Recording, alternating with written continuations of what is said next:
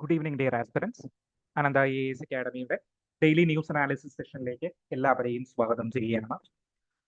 So ഇന്ന് നമുക്ക് first ഒരു ക്വസ്റ്റൻ ആൻസർ സെഷൻ ഉണ്ടായിരുന്നു. ഒരു PYQs അല്ല, റിലേറ്റഡ് ടു നമ്മുടെ പ്രിലിംസ് ക്വസ്റ്റൻസുമായി ബന്ധപ്പെട്ടിട്ടുള്ള ഒരു സെഷൻസ് ഉണ്ടായിരുന്നു. ഒരു PYQ ക്ലാസ് കഴിഞ്ഞ് വന്നിരിക്കുന്നതുകൊണ്ടാണ് ഇടയ്ക്ക് PYQ എന്ന് പറയുന്നത്. സോ നമ്മളൊരു ക്വസ്റ്റൻ ആൻസർ സെഷൻസ് നമ്മൾ ഡിസ്കസ് ചെയ്യുന്നുണ്ടായിരുന്നു. അതിന്റെ ഒരു question which is related to savanna type climate.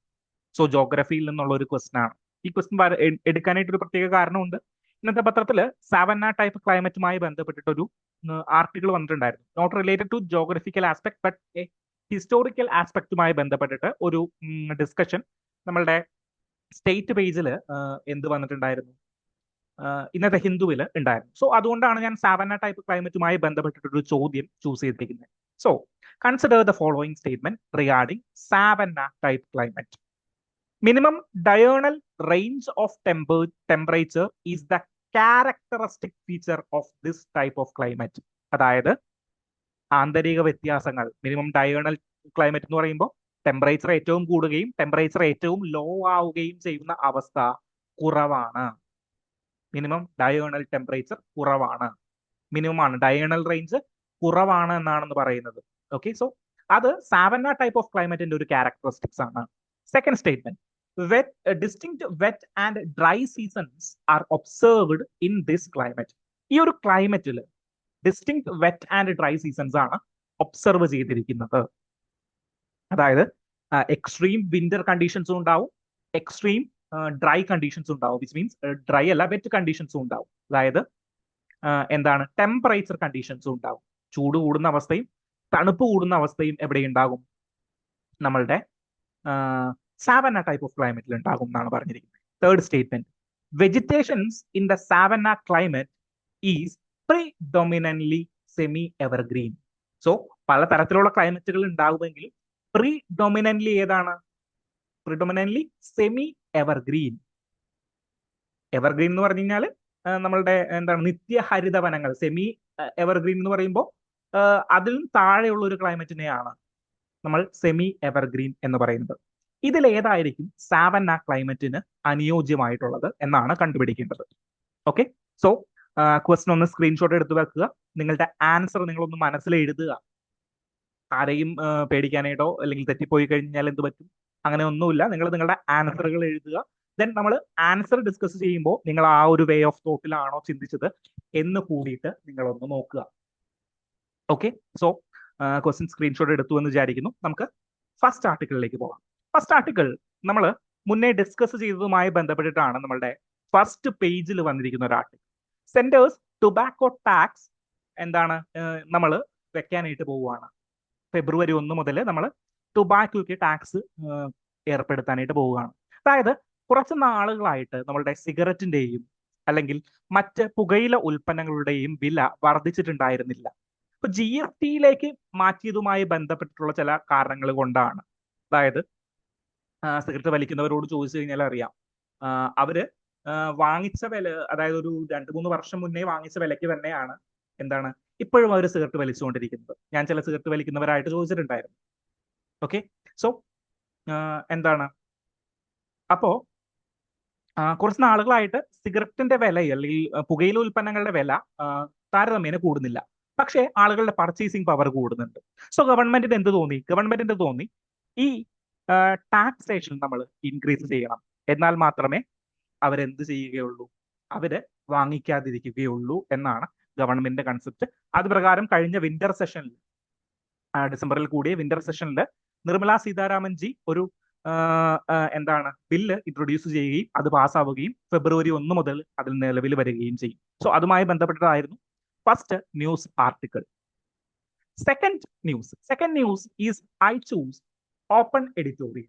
So ഒരു നീണ്ട ഒരു ഓപ്പൺ എഡിറ്റോറിയൽ, എല്ലാവരും വായിക്കാനായിട്ട് നോക്കിയിരിക്കുന്ന ഒരു ഓപ്പൺ എഡിറ്റോറിയൽ ആണ്. പക്ഷേ not that much relevance to UPSC civil services examination. Okay, എന്താണ് ഇവിടെ പറഞ്ഞിരിക്കുന്നത്? ഒരു അറ്റൻഡൻസ് മാൻഡേറ്ററി ആണോ അല്ലയോ എന്നുള്ളൊരു ചോദ്യമാണ്. അപ്പൊ പുതുതായിട്ട് UPSCയിലേക്കൊക്കെ കടന്നു വരുന്നവരാണ്, അല്ലെങ്കിൽ പത്രവായനയിലേക്കൊക്കെ കടന്നു വരുന്നവരാണെങ്കിൽ അവർക്ക് സിമ്പിൾ ആയിട്ട് വായിച്ച് പോകാൻ പറ്റുന്ന ഒരു ന്യൂസ് ആർട്ടിക്കിളാണ്. പക്ഷേ പ്രിലിംസിനോടടുത്ത് ഇരിക്കുന്ന ഒരു സമയത്ത് നമ്മൾ ഏറ്റവും എടുത്തു നോക്കേണ്ട ന്യൂസ് ആർട്ടിക്കിളിൽ പെടുന്ന ആർട്ടിക്കിളുകളൊന്നും അല്ല ഇത്. ഓക്കെ, ഇത് പറയുന്നത് നമ്മളുടെ നോർത്ത് ഇന്ത്യയിൽ ഒരു കേസ് ഉണ്ടായിരുന്നു. അതായത് ഈ അറ്റൻഡൻസ് മാൻഡേറ്ററി ആണോ എക്സാമിനേഷൻ എഴുതാനുള്ളതുമായി ബന്ധപ്പെട്ട് ഹൈക്കോടതി പറഞ്ഞു അറ്റൻഡൻസ് മാൻഡേറ്ററി അല്ല എന്നുള്ളത്. സോ അതുമായി ബന്ധപ്പെട്ടതാണ് ഈ ഒരു ന്യൂസ്. സോ എന്താണ്, അക്കാഡമീഷ്യൻസ് പലരും പറഞ്ഞു അറ്റൻഡൻസ് മാൻഡേറ്ററി ആവാണ്ട് എങ്ങനെയാണ് സ്റ്റുഡൻസ് എക്സാമിനേഷൻ എഴുതുക. സോ ഇവിടെ പറയുന്ന ഒരു കാര്യം, attendance is not a measure of learning, at best is a measure of obedience. അതായത് നമ്മൾ ക്ലാസ്സിൽ അറ്റൻഡൻസ് 100% അറ്റൻഡൻസ് ഉണ്ടെങ്കിൽ എന്താണ്, അത് ഏറ്റവും നല്ല ആളല്ല.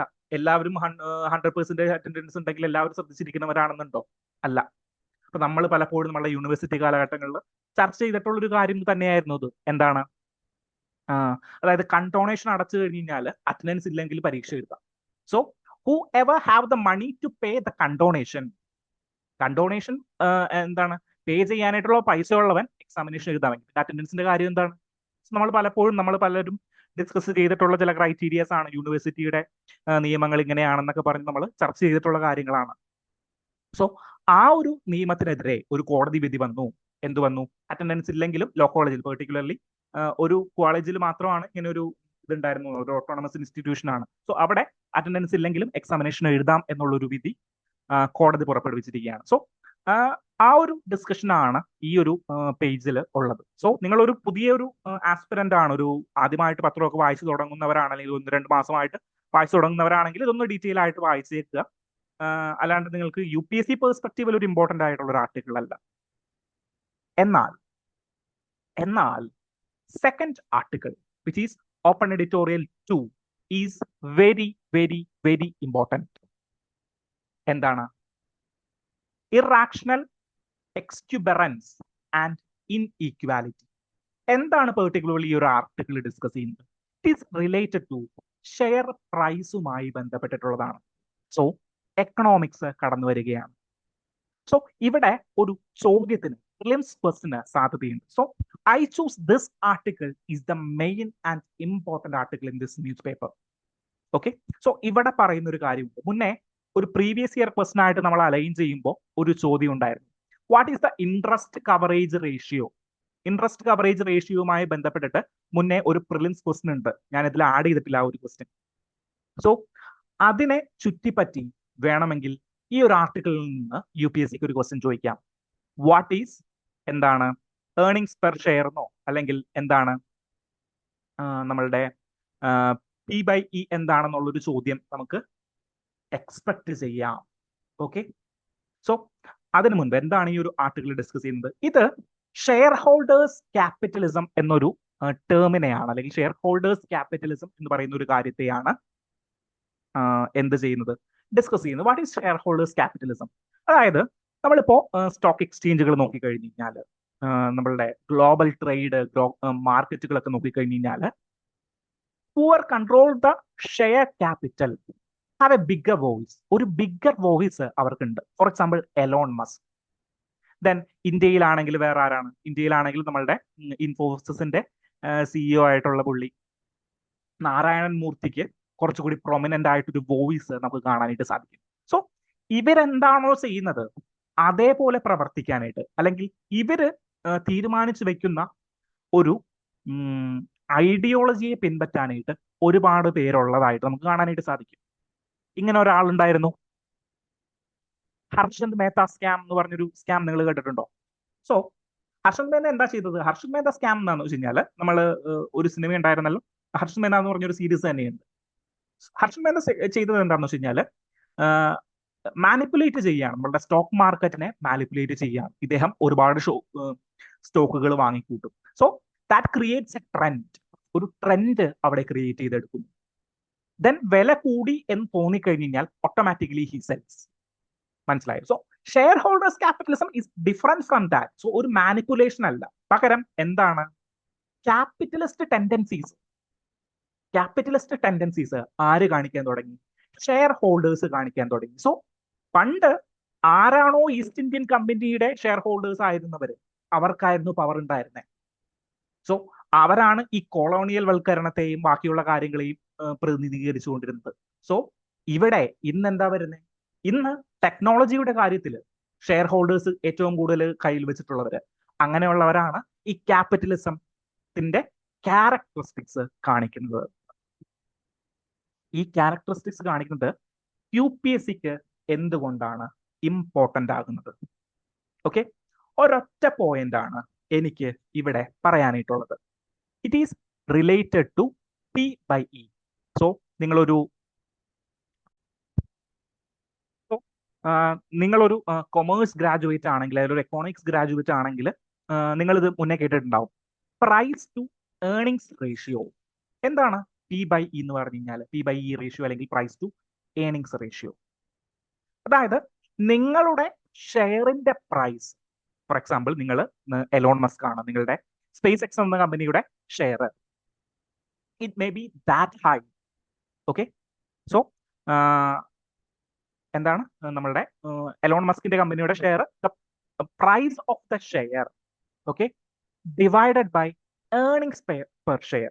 അതായത് ഒരു ഷെയർ നമ്മൾ ഇൻവെസ്റ്റ് ചെയ്ത് കഴിഞ്ഞ് കഴിഞ്ഞാൽ, ഞാൻ എലോൺ മസ്കിന്റെ ഒരു കമ്പനിയിൽ ഇൻവെസ്റ്റ് ചെയ്ത് കഴിഞ്ഞ് കഴിഞ്ഞാൽ എനിക്ക് ഒരു ഷെയറിന് എന്ത് റിട്ടേൺ കിട്ടും? ഓക്കെ, എനിക്ക് ഒരു ഷെയറിന് എന്ത് റിട്ടേൺ കിട്ടും എന്നുള്ളതാണ് എന്ത് കാണിക്കുന്നത്? പ്രൈസ് ടു ഏർണിങ്സ് റേഷ്യോ കാണിക്കുന്നത്. Okay, so price to earning ratio എന്ന് പറഞ്ഞു കഴിഞ്ഞാൽ P/E. അപ്പൊ മുന്നേ ഒരു ക്വസ്റ്റ്യൻ ചോദിച്ചിട്ടുണ്ട് എന്തുമായി ബന്ധപ്പെട്ടിട്ട്? ഇൻട്രസ്റ്റ് കവറേജ് റേഷ്യോയുമായി ബന്ധപ്പെട്ടിട്ട് UPSC പ്രിലിംസിന് ഒരു ചോദ്യം ചോദിച്ചിട്ടുണ്ട്. 2018 17 എന്നറിയില്ല, ഒരു ചോദ്യം ചോദിച്ചിട്ടുണ്ട്. ഓക്കെ, സോ അതുമായി ബന്ധപ്പെട്ടിട്ട് പ്രൈസ് ടു ഏർണിങ്സ് റേഷ്യോയുമായി ബന്ധപ്പെട്ട് വേണമെങ്കിൽ ഒരു ചോദ്യം ചോദിക്കാം. പ്രൈസ് ടു ഏർണിംഗ് റേഷ്യോ എന്ന് പറഞ്ഞു കഴിഞ്ഞാൽ പേരിൽ തന്നെയുണ്ട്, ഷെയർസിന്റെ പ്രൈസും ഏർണിങ്സിനെയും കണക്ട് ചെയ്യുന്ന എന്തോ ഒരു റേഷ്യോയാണ്. അതെങ്ങനെയാ കണക്കാക്കുന്നത്? അതായത് ഞാൻ 1 രൂപ ഷെയർ വാങ്ങിക്കാനായിട്ട് ഇൻവെസ്റ്റ് ചെയ്ത് കഴിഞ്ഞാൽ, അല്ലെങ്കിൽ ഞാനൊരു 10 ഷെയർ വാങ്ങിച്ചു കഴിഞ്ഞാൽ ആ 10 ഷെയറിന് എനിക്ക് എന്ത് ഏർണിങ്സ് കിട്ടും, എനിക്ക് എന്താ ലാഭം എന്നുള്ളത് കണക്കാക്കുന്ന ഒരു റേഷ്യോയാണ്. സോ നോർമലി ഈ റേഷ്യോസ് ഒക്കെ കാൽക്കുലേറ്റ് ചെയ്യുന്നത് എന്താണ്? ഇന്റർ കമ്പനി കമ്പാരിസൺസിനാണ്. അതായത് ഇത് പെർട്ടിക്കുലർലി ഒരു കമ്പനി പ്രോഫിറ്റ് ആണോ ലോസ് ആണോ എന്നറിയാനായിട്ടുള്ള റേഷ്യോ അല്ല. ഇപ്പൊ ഒരു ചോദ്യം വരാം, ബേസിക് ആയിട്ടുള്ള ഒരു ചോദ്യം വരാം. അതായത് high price to earnings ratio company is financially good company, അല്ലെങ്കിൽ ഫിനാൻഷ്യലി ബെറ്റർ കമ്പനി. അങ്ങനെ നമുക്ക് തീരുമാനിക്കാൻ പറ്റുമോ? അതായത് പ്രോഫിറ്റ് ഏർണിംഗ് റേഷ്യോയുമായി ബന്ധപ്പെട്ടിട്ട് high profit to earning ratio കാണിക്കുന്ന ഒരു കമ്പനിയാണെങ്കിൽ അത് ഏറ്റവും നല്ല കമ്പനിയാണെന്ന് നമുക്ക് പറയാൻ പറ്റും? ഇല്ല. അപ്പോ ബേസിക്കലി ഈ പ്രോഫിറ്റ് ടു ഏർണിംഗ് റേഷ്യോ എന്ന് പറയുന്നത് എന്താണ് ആ കമ്പനിയുടെ position when compare to other tech companies? For example ഞാനൊരു ടെക്നോളജി കമ്പനിയാണ് എടുത്തിരിക്കുന്നത് വിചാരിക്കുക, അല്ലെങ്കിൽ ഞാനൊരു കാർ മാനുഫാക്ചറിങ് കമ്പനിയാണ് എടുത്തിരിക്കുന്നത്. എന്റെ BMW എന്ന് പറയുന്ന എന്റെ കമ്പനി ഞാൻ IPO ഒക്കെ നടത്തിയിട്ട് എന്ത് ചെയ്തു? സ്റ്റോക്കിൽ ഇൻവെസ്റ്റ് ചെയ്തു. പ്രൈസ് ടു ഏർണിംഗ് റേഷ്യോ ഞാൻ കണക്കാക്കി. അപ്പൊ പ്രൈസ് ടു ഏർണിംഗ് റേഷ്യോ ഞാൻ കണക്കാക്കി കഴിയുമ്പോൾ ഞാൻ എന്തുമായിട്ടാണ് കമ്പയർ ചെയ്യുന്നത്? എന്റെ ഫിനാൻഷ്യൽ പൊസിഷൻ ആണോ അവിടെ നോക്കുന്നത്? അല്ല, ബാക്കിയുള്ള കമ്പനീസ് ആയിട്ട് ഈ കമ്പയർ ചെയ്യണം. അതിന് വേണ്ടിയിട്ടുള്ള ഒരു ടൂൾ ആണ് ഈ price to earning ratio. Okay, so price to earning ratio high ആണെന്ന് പറഞ്ഞു കഴിഞ്ഞാൽ എന്താണ് അതിനർത്ഥം? Which is basically price to earning ratio high ആണെന്ന് പറഞ്ഞു കഴിഞ്ഞാൽ സ്റ്റോക്കുകൾക്ക് കുറച്ച് എന്താണ് ഡിമാൻഡ് ഉണ്ട് എന്ന് നമ്മൾ മനസ്സിലാക്കണം. ബേസിക് ആയിട്ട് നമുക്ക് അറിയാൻ പറ്റും, price to earning ratio high ആണ്, അപ്പൊ എന്തോ വലിയ കാര്യങ്ങൾക്ക് സംഭവിച്ചിട്ടുണ്ട്, സ്റ്റോക്കിന് കുറച്ച് ഡിമാൻഡ് ഉണ്ട്. ഓക്കെ, സോ സ്റ്റോക്കിന് കുറച്ച് ഡിമാൻഡ് ഉണ്ട് എന്ന് നമ്മൾ മനസ്സിലാക്കും. ദെൻ ആ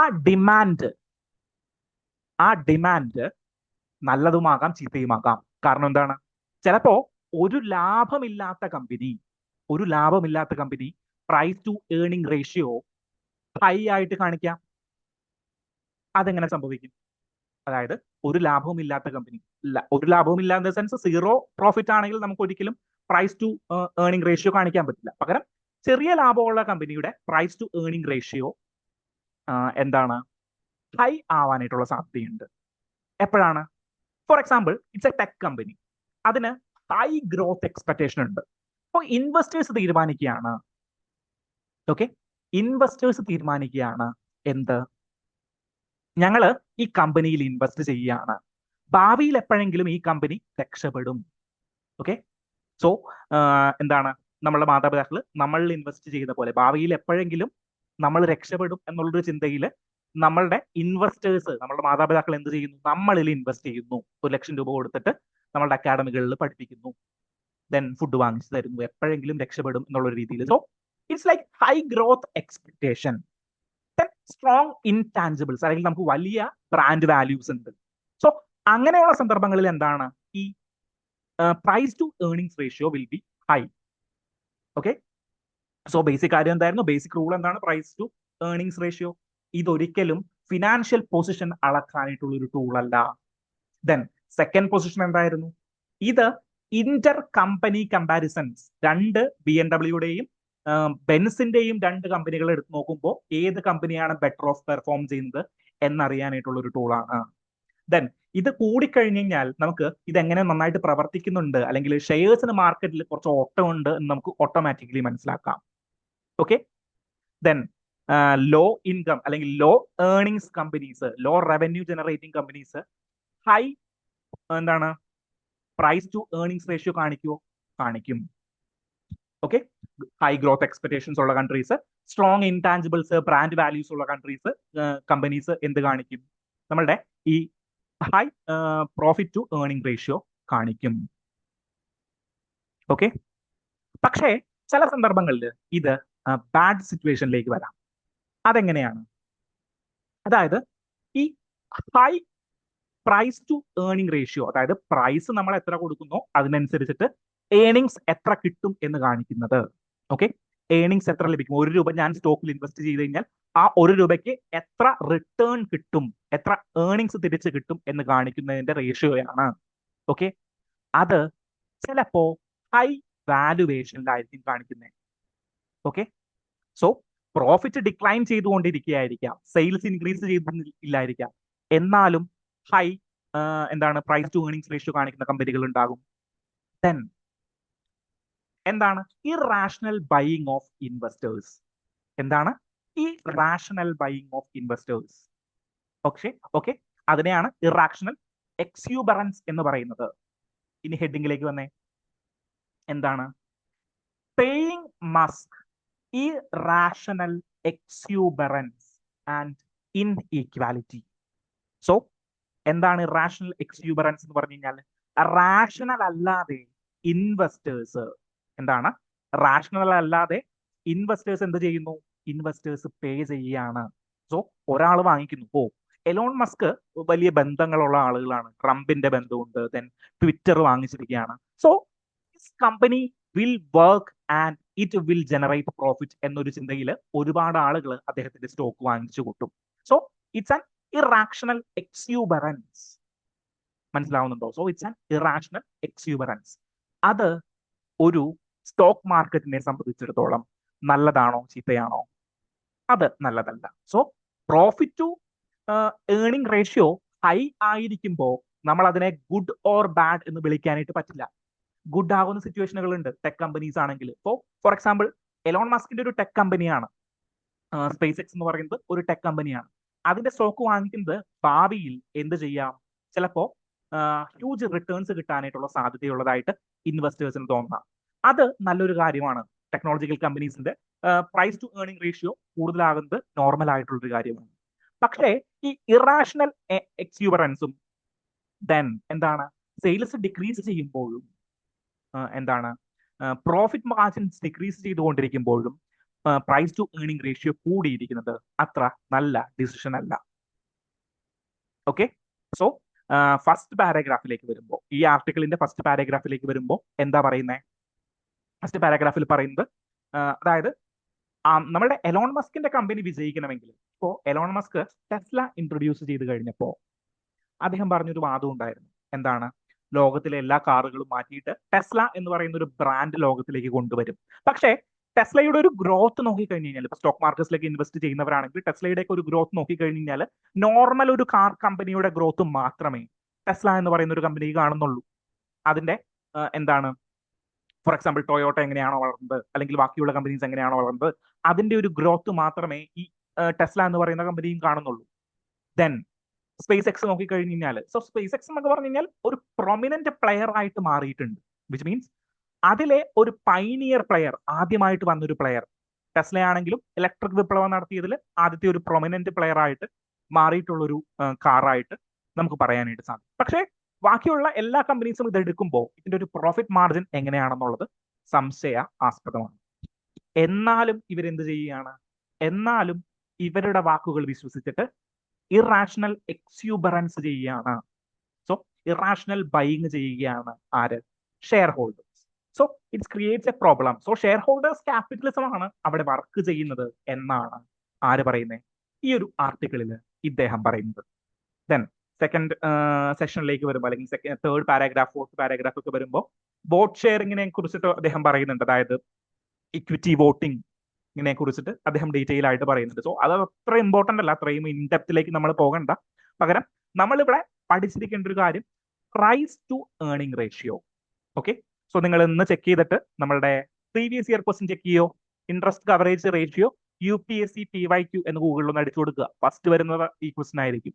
എന്ത്? ഇൻട്രസ്റ്റ് കവറേജ് റേഷ്യോയുമായി ബന്ധപ്പെട്ടിട്ടുള്ള പ്രീവിയസ് ഇയർ ക്വസ്റ്റ്യൻ. അതുപോലെ തന്നെ എന്താണ്, പ്രൈസ് ടു ഏർണിംഗ് റേഷ്യോയുമായി ബന്ധപ്പെട്ടിട്ട് ഒരു ചോദ്യം ചോദിക്കാനായിട്ടുള്ള സാധ്യതയുണ്ട്.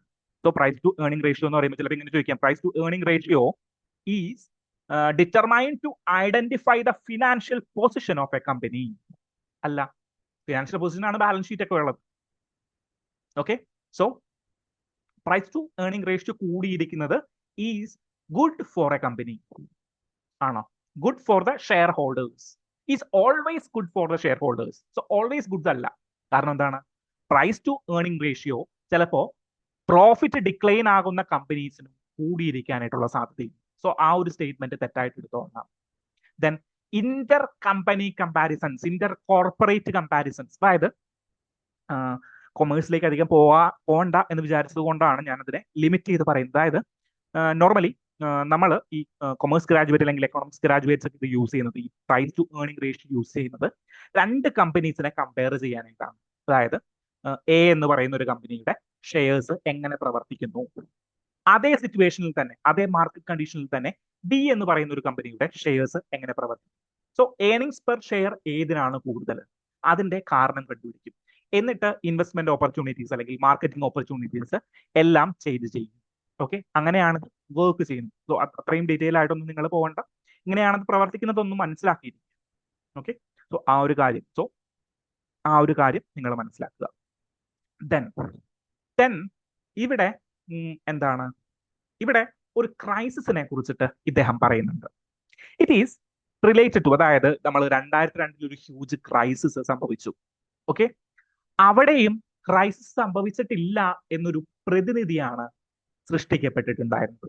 ഓക്കെ, സോ ഈ എന്താണ് ഷെയർ ഹോൾഡേഴ്സ് ക്യാപിറ്റലിസം, അതായത് ഈ ഇദ്ദേഹം പറയുന്നത് പോലെ എലോൺ മസ്ക് പോലെയുള്ള ആളുകൾ എന്ത് ചെയ്യാണ്, ക്യാപിറ്റലിസ്റ്റ് ടെൻഡൻസീസ് കാണിച്ചുകൊണ്ട് അവരുടെ പ്രോഫിറ്റ് ഇല്ലെങ്കിലും അത് മറയ്ക്കാനായിട്ട് ശ്രമിച്ചുകൊണ്ടിരിക്കുകയാണ്. അങ്ങനെ ഒരുപാട് ആളുകൾ ഇൻവെസ്റ്റ് ചെയ്ത് കഴിഞ്ഞ് കഴിഞ്ഞാൽ, ഒരുപാട് പണം ശേഖരിച്ചു കഴിഞ്ഞ് കഴിഞ്ഞാൽ ഇറ്റ്സ് എ ഹ്യൂജ് ക്രൈസിസിലേക്ക് പോകാനായിട്ടുള്ള സാധ്യതയില്ലേ? ഉണ്ട്. 2008 ബിഗ് ബബിൾ, എന്താണ് നമ്മളുടെ financial crisis, 2008 financial crisis, 1929 financial crisis, ഇങ്ങനെയുള്ള ക്രൈസിസുകളെല്ലാം ഇങ്ങനെ ഒരു മറയുടെ പിൻപറ്റിയാണ് വന്നുകൊണ്ടിരുന്നത്. ഓക്കെ, അതുമായി ബന്ധപ്പെട്ട ഒരു ടേം കൂടി നിങ്ങൾക്ക് പരിചയപ്പെടുത്തിയിട്ട് നമുക്ക് പോകാം. What is twin balance sheet problem? എന്താണ് twin balance sheet problem? So twin balance sheet പ്രോബ്ലത്തെ കുറിച്ചിട്ട് ഞാൻ ജസ്റ്റ് ഒന്ന് ഗൂഗിളിൽ ഒരു പിക്ചർ സെലക്ട് ചെയ്യാനായിട്ട് പോയി കഴിഞ്ഞപ്പോഴാണ് ഒരു ക്വസ്റ്റ്യൻ ശ്രദ്ധയിൽപ്പെട്ടത്. The term twin balance sheet problem of India refers to, so twin balance sheet, twin എന്ന് പറഞ്ഞു കഴിഞ്ഞാൽ രണ്ട്, ബാലൻസ് ഷീറ്റ് എന്ന് പറഞ്ഞു കഴിഞ്ഞാൽ annual financial statement of a company. Okay, so balance sheet Tally ആകുക എന്നൊക്കെ പറയും. So twin balance sheet problem എന്ന് പറഞ്ഞു കഴിഞ്ഞാൽ നമ്മളുടെ ബാങ്കുകൾക്കും, ഓക്കെ, ബാങ്കുകളുടെ ബാലൻസ് ഷീറ്റിനെയും പ്രോബ്ലം ഉണ്ട്, കോർപ്പറേറ്റ് കമ്പനികളുടെ ബാലൻസ് ഷീറ്റിനും പ്രോബ്ലം. ഓക്കെ, അതായത് 2008 ക്രൈസിസ് സംഭവിച്ചത് ഈ ട്വിൻ ബാലൻസ് ഷീറ്റ് പ്രോബ്ലം കൊണ്ടാണ് എന്നാണ് പറയുന്നത്. അതായത് ബാങ്കുകൾ എന്ത് ചെയ്തു? ബാങ്കുകൾ കോർപ്പറേറ്റുകൾക്ക് കടം കൊടുത്തു. ഓക്കെ, സോ ബാങ്കുകൾ കോർപ്പറേറ്റുകൾക്ക് കടം കൊടുത്തു.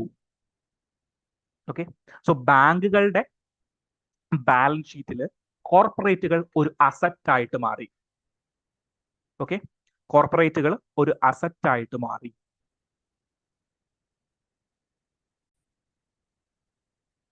സോ എവിടെ പറഞ്ഞു നിർത്തിയത്? Twin balance sheet problem. Twin balance sheet problem എന്ന് പറഞ്ഞു കഴിഞ്ഞാൽ ബാങ്കുകൾ നമ്മളുടെ കോർപ്പറേറ്റുകൾക്ക് കടം കൊടുക്കുകയാണ്. അപ്പോൾ ബാങ്കുകളുടെ ബാലൻസ് ഷീറ്റിൽ, ബാങ്കുകളുടെ ഫിനാൻഷ്യൽ സ്റ്റേറ്റ്മെന്റിൽ ഇവര് അസറ്റ് ആയിട്ട് കണക്കാക്കിയിരിക്കുന്നു. ഓക്കെ, ദെൻ കോർപ്പറേറ്റുകളുടെ ബാലൻസ് ഷീറ്റിൽ ഇവരെന്താവും? ലൈബിലിറ്റി ആവും. അതായത് കോർപ്പറേറ്റുകൾ പണം തിരിച്ചു കൊടുക്കേണ്ടവരാണല്ലോ. കോർപ്പറേറ്റുകൾക്ക് പണം തിരിച്ചു കൊടുക്കാനായിട്ട് പറ്റുന്നില്ല. ഓക്കെ, സോ 2008 കാലഘട്ടങ്ങളായപ്പോഴേക്കും, 2000 കാലഘട്ടങ്ങളെ ആയപ്പോഴേക്കും എന്ത് പറ്റി? കോർപ്പറേറ്റുകൾക്ക് പ്രോഫിറ്റ് ഉണ്ടാക്കാൻ പറ്റുന്നില്ല. പക്ഷേ അവർ പ്രോഫിറ്റ് ഉണ്ടാക്കുന്നത് പോലെ അഭിനയിക്കുകയാണ്. ഓക്കെ, അവർക്ക് റിയൽ പ്രോഫിറ്റ് ജനറേറ്റ് ചെയ്യാനായിട്ട് പറ്റുന്നില്ല. സോ അവരുടെ ഷെയർ പ്രൈസ് ഒക്കെ കുറയാതിരിക്കാൻ വേണ്ടിയിട്ട് അവർ എന്ത് ചെയ്യും? ചില മാനിപ്പുകൾ, അതായത് ഗുഡ് വില്ലുകൾ ഇൻക്രീസ് ചെയ്ത് വെക്കും. അങ്ങനെ ചില മാനിപ്പുലേഷൻസുകൾ നടത്തിയിട്ട് എന്ത് ചെയ്യും? റിയൽ പ്രോഫിറ്റ് അവരുടെ കയ്യിലില്ല. So that creates A problem for the balance sheet of corporates. മനസ്സിലായോ? സോ കോർപ്പറേറ്റുകളുടെ ബാലൻസ് ഷീറ്റ് പ്രോബ്ലം ആയി. ദെൻ ഇവര് പ്രോഫിറ്റ് ജനറേറ്റ് ചെയ്തില്ലെങ്കിൽ എന്താണ് പ്രശ്നം? പ്രോഫിറ്റ് ജനറേറ്റ് ചെയ്തില്ലെങ്കിൽ ബാങ്കുകളിലേക്ക് തിരിച്ചടയ്ക്കാനായിട്ട് പറ്റില്ല. ബാങ്കുകൾ കോർപ്പറേറ്റുകൾക്ക് കൊടുക്കുന്നത് കോടികളിലാണ്, 5-10 ലക്ഷങ്ങളിലല്ല. സോ ഇത് ആരുടെ ബാലൻസ് ഷീറ്റിലും പ്രോബ്ലം ഉണ്ടാക്കി? ആരുടെ ബാലൻസ് ഷീറ്റിൽ പ്രോബ്ലം ഉണ്ടാക്കി? ബാങ്കിന്റെ ബാലൻസ് ഷീറ്റിലും പ്രോബ്ലം ഉണ്ടാക്കി.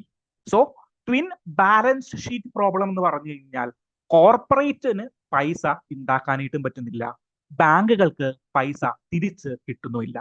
രണ്ടുപേരുടെയും ബാലൻസ് ഷീറ്റിൽ ഹ്യൂജ് പ്രോബ്ലമായി. ഇതിനെയാണ് twin balance sheet problem.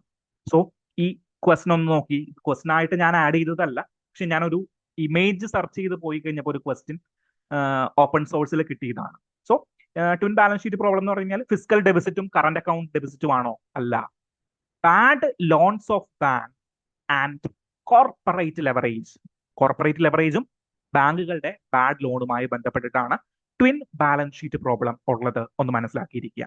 So ഇനിയൊരു ക്രൈസിസ് വന്നു കഴിഞ്ഞാൽ ഷെയർ ഹോൾഡേഴ്സ് ബാലൻസ് ഷീറ്റ് പ്രോബ്ലവും ബാങ്കുകളുടെ ബാലൻസ് ഷീറ്റ് പ്രോബ്ലവും ഒക്കെ ആയിട്ട് വേണമെങ്കിൽ ഒരു ക്രൈസിസ് വരാനായിട്ട് സാധ്യതകളുണ്ട്. ഓക്കെ, സോ നിയർ ഫ്യൂച്ചറിലല്ല, പക്ഷെ എന്താണ്, നമ്മളുടെ ഇപ്പോൾ സെബി ആണെങ്കിലും RBI ആണെങ്കിലും ഫ്യൂച്ചർ സ്ട്രോങ് ആണ് കേട്ടോ. അപ്പൊ അങ്ങനെ ഒരു പ്രോബ്ലം വരും എന്നല്ല, പക്ഷെ ഇങ്ങനെ ഒരു ട്രെൻഡ് പോയി കഴിഞ്ഞാൽ ചിലപ്പോൾ പ്രോബ്ലങ്ങൾ വരാനായിട്ടുള്ള സാധ്യതകളുണ്ട്. ഹിസ്റ്ററി റിപ്പീറ്റ്സ് എന്ന് പറയാറില്ല നമ്മൾ. സോ എക്കോണമിക്സിലും ഹിസ്റ്ററി റിപ്പീറ്റ് ചെയ്യാറുണ്ട്. ആ ഒരു കാര്യം കൂടി, ട്വിൻ ബാലൻസ് ഷീറ്റ് പ്രോബ്ലവും പ്രൈസ് ടു ഏർണിംഗ് റേഷ്യോയുടെ രണ്ട് കാര്യങ്ങളും നിങ്ങൾ കൃത്യമായിട്ട് പഠിച്ചു വെക്കുക. Then next is related to encroachment. Encroachment എന്ന് പറഞ്ഞു കഴിഞ്ഞാൽ, അതായത് ഹരിയാന സർക്കാർ എന്ത് ചെയ്തു എന്ന് വെച്ച് കഴിഞ്ഞാൽ പുറംപോക്കിൽ താമസിക്കുന്നവരുണ്ടായിരുന്നു. നെക്സ്റ്റ് ഇതാണ് ടെക്സ്റ്റ് ആൻഡ് കോണ്ടാക്ട് സെഷനിലെ ഡിസ്കഷൻ ആണ്. ഹരിയാന സർക്കാർ എന്ത് ചെയ്തു എന്ന് വെച്ച് കഴിഞ്ഞാൽ പുറംപോക്കിൽ താമസിക്കുന്നവർക്ക് ഭൂമി പതിച്ചു കൊടുക്കാനായിട്ട് ഉള്ള ഒരു അവസരം കൊടുക്കും. എന്ത് ചെയ്യണം ഇവര്? പുറംപോക്കിൽ താമസിക്കുന്നത്, അതായത് സ്വന്തമായിട്ട് ഭൂമിയില്ലാതെ സർക്കാരിന്റെ ഭൂമിയിൽ താമസിക്കുന്നവര്, അവർക്ക് നമ്മൾ ഭൂമി കൊടുക്കും. പക്ഷേ ഇവരെന്ത് ചെയ്യണം? പഞ്ചായത്തിന് കൊണ്ടുപോയിട്ട് പൈസ അടയ്ക്കണം. അത് നല്ലൊരു കാര്യമല്ലേ? അതായത് ഹരിയാന സർക്കാരിന്റെ പുറംപോക്ക് ഭൂമികളിൽ താമസിച്ചിരുന്ന ആളുകൾക്ക് സ്വന്തമായിട്ട് ഭൂമി നൽകുന്നതിന് വേണ്ടിയിട്ട് ഗവൺമെന്റ് എന്ത് ചെയ്തു? നിങ്ങൾക്ക് ഞങ്ങൾ ഭൂമി തരാം, പക്ഷേ നിങ്ങൾ ആ ഭൂമിക്ക് തുല്യമായിട്ടുള്ള തുക എവിടെ കൊണ്ടുപോയിട്ട് അടയ്ക്കണം? പഞ്ചായത്ത് ഓഫീസിൽ കൊണ്ടുപോയിട്ട് നിങ്ങൾ അടയ്ക്കണം. ഓക്കെ, എന്നിട്ട് അവര് ആ ഭൂമി പതിച്ചു തരും. നിങ്ങൾ ഫ്രീ ആയിട്ടൊന്നും അല്ല തരുന്നത് നിങ്ങൾക്ക്. നിങ്ങൾ ഹാർഡ് ഏൺ ചെയ്ത് മണി കൊണ്ട് നിങ്ങൾക്ക് ഭൂമി വാങ്ങിക്കാം. അവിടെ നിങ്ങൾക്ക് സന്തോഷമായിട്ട് ജീവിക്കാം. നല്ലൊരു എന്താണ് പ്രവൃത്തിയാണോ അല്ലയോ? നമുക്ക് കേൾക്കുമ്പോൾ നല്ലൊരു പ്രവൃത്തിയായിട്ട് തോന്നും, പക്ഷേ ഇറ്റ് ഹാസ് സം പ്രോബ്ലംസ്. എന്താണ്? It has some problems. പുറമ്പോക്കിൽ താമസിക്കുന്നവർ ആരാണ്? ദരിദ്രരിൽ ദരിദ്രർ. കേരളത്തില് അതിദരിദ്രർ എന്നൊക്കെ നമ്മൾ പേരിട്ട് വിളിക്കും. സോ ദരിദ്രരിൽ ദരിദ്രർ. ഇവർക്ക് ഭൂമി വാങ്ങിക്കാനായിട്ടുള്ള പൈസ ഉണ്ടാകുമോ? പൈസ ഉണ്ടാകും. സോ ഇന്ത്യയില് റൈറ്റ് ടു പ്രോപ്പർട്ടി എന്താണ്? ഫണ്ടമെന്റൽ റൈറ്റ് ആണോ? അല്ല. Right to property is a constitutional right. So basic പോളിറ്റിയിലേക്ക് പോയി ഫണ്ടമെന്റൽ റൈറ്റ് അല്ല, എന്താണ്? കോൺസ്റ്റിറ്റ്യൂഷണൽ റൈറ്റ് ആണ്. നിങ്ങൾക്ക് ഭൂമി ഇല്ല എന്ന് പറഞ്ഞിട്ട്, അല്ലെങ്കിൽ പ്രോപ്പർട്ടി ഇല്ല എന്ന് പറഞ്ഞിട്ട് നിങ്ങൾക്ക് ആർട്ടിക്കിൾ 32 അണ്ടറിൽ സുപ്രീം കോടതിയിലേക്കോ ഹൈക്കോടതിയിലേക്ക് ആർട്ടിക്കിൾ 226 അണ്ടറിലോ പോകാനായിട്ട് പറ്റില്ല. ഓക്കെ. സോ എന്താണ്, ഇതാണ് ബേസിക് ആയിട്ടുള്ള പൊളിറ്റിയുടെ ഫാക്ട് വരുന്നത്. ദെൻ എനിക്ക് ഭൂമി കിട്ടിയില്ല എന്ന് പറഞ്ഞിട്ട് ഒരു കോടതിയിലേക്ക് പോകാനായിട്ട് പറ്റില്ല. അത് പെർട്ടിക്കുലർലി നമ്മൾ എടുത്തു കളഞ്ഞതാണ്. നിങ്ങൾക്ക് എല്ലാവർക്കും അതിന്റെ ഹിസ്റ്ററിയൊക്കെ അറിയാം. ഇവിടെ എന്താ സംഭവിച്ചെന്ന് പറഞ്ഞു കഴിഞ്ഞാൽ, ആർക്കാണോ പൈസയുള്ളത് അവർക്ക് പോയിട്ട് പഞ്ചായത്തിൽ പൈസ അടച്ചിട്ട് ഭൂമി വാങ്ങിക്കാം എന്നൊരു സ്ഥിതി വരുമ്പോഴേക്കും എന്ത് പറ്റും? അതായത് എലൈറ്റ് ലാൻഡ് ഹോൾഡേഴ്സ്, അതായത് ഫോർ എക്സാമ്പിൾ ദളിത് കമ്മ്യൂണിറ്റി, അങ്ങനെയുള്ളവരിലെ എല്ലാം തഴയപ്പെട്ടുകൊണ്ട് പൈസയുള്ളത് ആരാണോ, അതായത് ആ മേഖലയിൽ പൈസയുള്ള ഭൂമിയിൽ പൈസയുള്ള കുറച്ച് എലൈറ്റ് ആയിട്ടുള്ള ആളുകളിലേക്ക് മാത്രം ഭൂമി എത്തിക്കുന്ന സ്കീമിലേക്ക് വരും. അത് വളരെ മിസ്റ്റേക്ക് ആണ്. കേരളത്തിലൊക്കെ അതിന് ബെസ്റ്റ് എക്സാമ്പിളുകൾ ഉണ്ട്. എന്താണ് നമ്മൾ ചെയ്തത്? നമ്മൾ കുടികിടപ്പ് നിയമം പ്രഖ്യാപിച്ചു. അതായത് 10 സെന്റ് ഭൂമി കുടികിടപ്പായിട്ട് ആർക്കെല്ലാം കൊടുക്കണം? സാധാരണ ജനങ്ങൾക്ക്, ഭൂമി ഇല്ലാത്തവർക്ക് കൊടുക്കണം എന്നൊരു കാര്യം നമ്മൾ പ്രഖ്യാപിച്ചു. അതിപ്പോഴും പക്ഷേ ആദിവാസി മേഖലകളിലേക്ക് പ്രാബല്യത്തിൽ വന്നിട്ടില്ല. അതുകൊണ്ടാണ് നമ്മൾ ഇപ്പോഴും പട്ടയം കൊടുത്തുകൊണ്ടിരിക്കുന്നത് ആദിവാസി വന മേഖലകളിലേക്ക്. ദെൻ സർക്കാർ ഭൂമികളുടെ വിതരണത്തിലേക്കും ഇത് എത്തിയിട്ടില്ല. അതുകൊണ്ടാണ് നമ്മൾ ഇപ്പോഴും പട്ടയം കൊടുക്കുന്നത്. പട്ടയം ഫ്രീ ആയിട്ട് കൊടുക്കുന്ന ഒരു കാര്യമാണ്, അല്ലേ?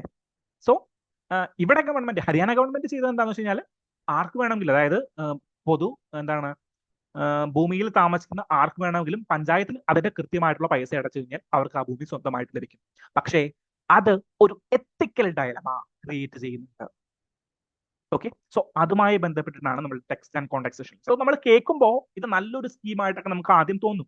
പക്ഷേ ഇതിനുള്ളിൽ ഇങ്ങനെ ഒരു എലൈറ്റ് ലാൻഡ് ഹോൾഡിസം, അതായത് നമ്മൾ ഗ്രീൻ റവല്യൂഷനെ കുറിച്ചിട്ട് പറയും. ഗ്രീൻ റവല്യൂഷനെ കുറിച്ചിട്ട് പറയുമ്പോൾ പറയുന്ന ഒരു കാര്യമാണ്, ഗ്രീൻ റവല്യൂഷൻ ഹരിയാന, പഞ്ചാബ് ബെൽറ്റുകളിൽ നടന്നു. പക്ഷേ ഏറ്റവും ദരിദ്രരായ കർഷകരിലേക്ക് ഗ്രീൻ റവല്യൂഷൻ എത്തിയില്ല. കാരണം എന്താണ്? അവർക്ക് ഭൂമിയില്ല. ഭൂമിയുള്ള ലാൻഡ് ഹോൾഡേഴ്സിനെ കേന്ദ്രീകരിച്ചുകൊണ്ടാണ്, അല്ലെങ്കിൽ ഭൂമിയുള്ള കർഷകരെ കേന്ദ്രീകരിച്ചുകൊണ്ടായിരുന്നു ഗ്രീൻ റവല്യൂഷൻ നടപ്പാക്കിയത്. ഭൂമി ഇല്ലാത്തവര് വീണ്ടും ഭൂമിയില്ലാത്തവരായിട്ട് മാറി. സോ ഇതിന്റെ ഒരു റിസൾട്ട് അനുഭവിക്കുന്നത് ആരായിട്ട് മാറും?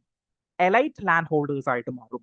അത് വീണ്ടും ഈ ഒരു ട്രെൻഡിനെ, പോവർട്ടിയെ എൻലാർജ് ചെയ്യുകയോ ചെയ്യുള്ളൂ എന്ന് തന്നെയാണ് ഈ ഒരു ആർട്ടിക്കിളിലും പറഞ്ഞിരിക്കുന്നത്.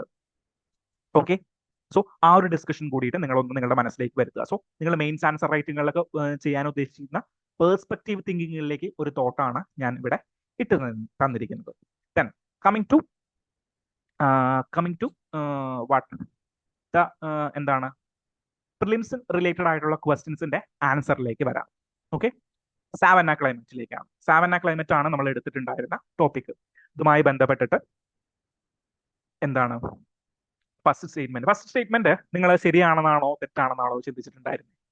സോ സാവന്ന ക്ലൈമറ്റ് എന്ന് പറഞ്ഞു കഴിഞ്ഞാൽ നമ്മൾ മറ്റൊരു പേര് കൂടിയിട്ട് അതിനെ വിളിക്കും, സുഡാൻ ടൈപ്പ് ക്ലൈമറ്റ്. എന്താണ് സുഡാൻ ടൈപ്പ് ക്ലൈമറ്റ് എന്ന് കൂടിയിട്ട് സാവന്ന ക്ലൈമറ്റിനെ നമ്മൾ വിളിക്കും.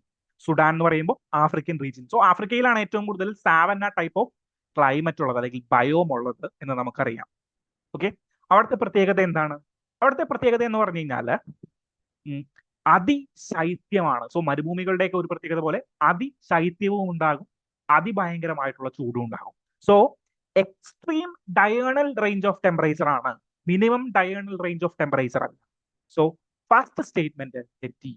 മനസ്സിലായോ? സോ സാവന്ന ടൈപ്പിന്റെ ക്ലൈമറ്റ് എടുക്കുമ്പോൾ ഞാൻ പറഞ്ഞു മിനിമം ഡയണൽ. സോ ഡയണൽ എന്ന് പറയുന്ന വാക്ക് നിങ്ങൾക്ക് കൃത്യമായിട്ട് മനസ്സിലാകണം. എന്താണ്? ചൂട് ഏറ്റവും കൂടുതൽ ഉണ്ടാകും, തണുപ്പ് ഏറ്റവും കൂടുതൽ ഉണ്ടാകുന്ന ഡയണൽ ടെമ്പറേച്ചർ കുറവായിരിക്കും.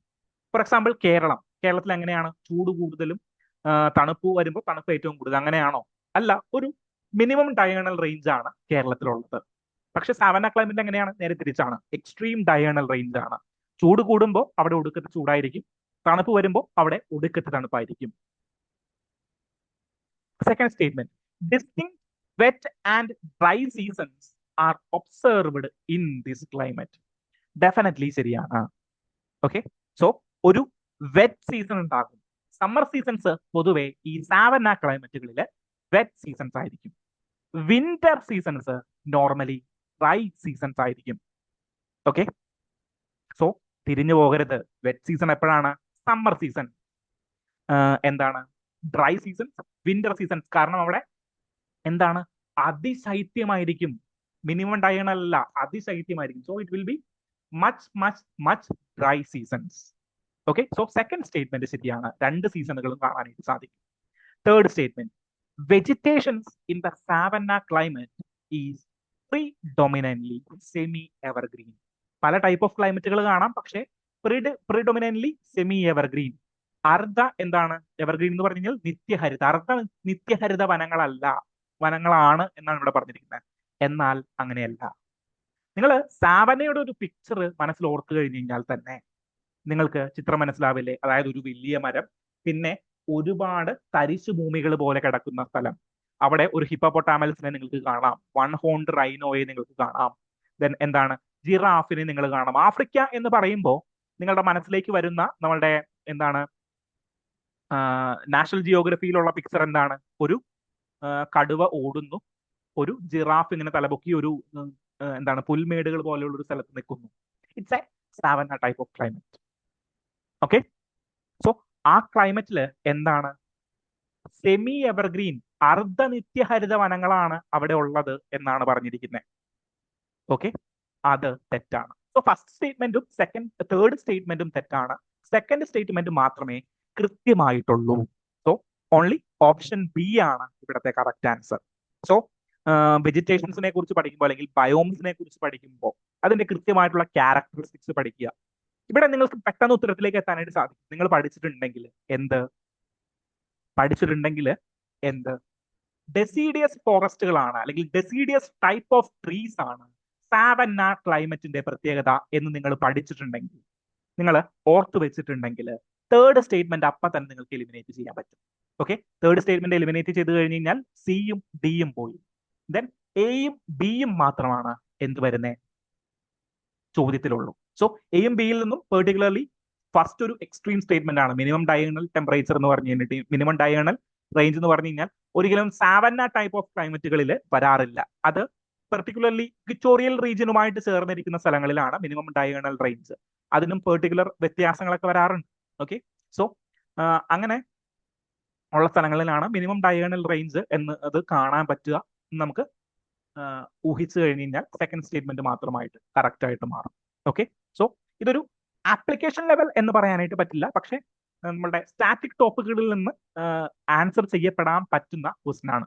സോ ഈ ക്വസ്റ്റൻ നിങ്ങൾക്ക് തെറ്റിപ്പോയി കഴിഞ്ഞാൽ your content part will be increased. So നിങ്ങൾ കണ്ടന്റുകൾ പഠിക്കുമ്പോൾ കുറച്ചും കൂടി എന്താണ് UPSC പെർസ്പെക്റ്റീവുകളിൽ പഠിക്കാനായിട്ട് ശ്രദ്ധിക്കണം. ഇതൊരു ആപ്ലിക്കേഷൻ ലെവൽ ചോദ്യമല്ല. ഓക്കെ, ഈ ഒരു ചോദ്യം തെറ്റിയിട്ടുണ്ടെങ്കിൽ your content part is somewhat missing. എവിടേക്കോ നിങ്ങളുടെ കണ്ടന്റ് പാർട്ട് ഒന്ന് മിസ്സിംഗ് ആവുന്നുണ്ട്, അല്ലെങ്കിൽ ഒന്ന് ശരിയാക്കാനായിട്ടുണ്ട്. സോ വരുന്ന ദിവസങ്ങളിൽ കണ്ടന്റിൽ കുറച്ചു കൂടിയിട്ട് ഫോക്കസ് കൊടുക്കാനായിട്ട് ശ്രമിക്കുക, സ്റ്റാറ്റിക് കണ്ടന്റിൽ. Okay, so it static question, static കണ്ടന്റിൽ ഫോക്കസ് കൊടുക്കാനായിട്ട് ശ്രമിക്കുക. ഓക്കെ.